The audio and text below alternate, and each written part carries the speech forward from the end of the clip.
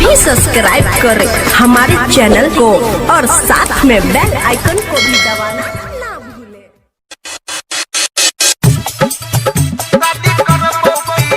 क्या नाम है आपका?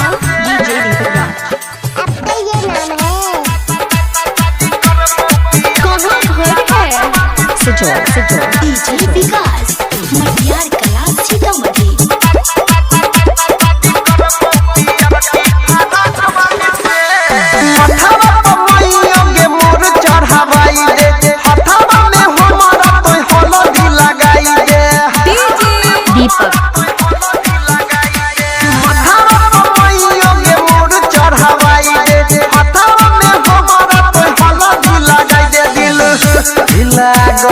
छौरी बढ़की ना कवाली से डीजे आरके छौरी बढ़की ना कवाली से शादी करबो शादी करबो शादी करबो के मम्मी फाड़ा कवाली से करबो पियर की फाड़ा कवाली से शादी करबो पियर की फाड़ा कवाली से।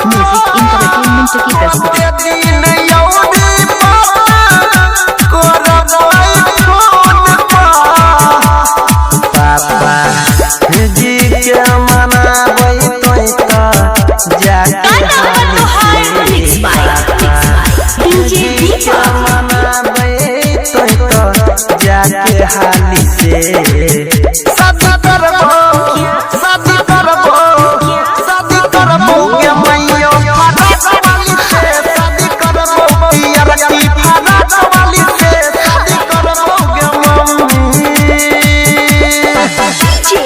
विकास कुछ भी बोलते हो ना। मटियार कला सीतामढ़ी।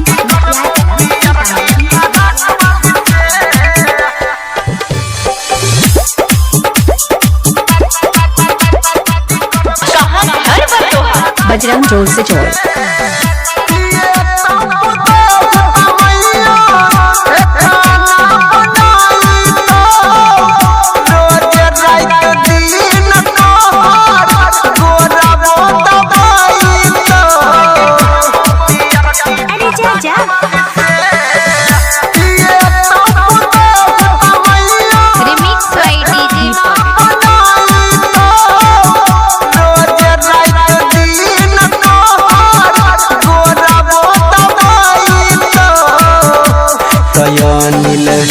सोनी जे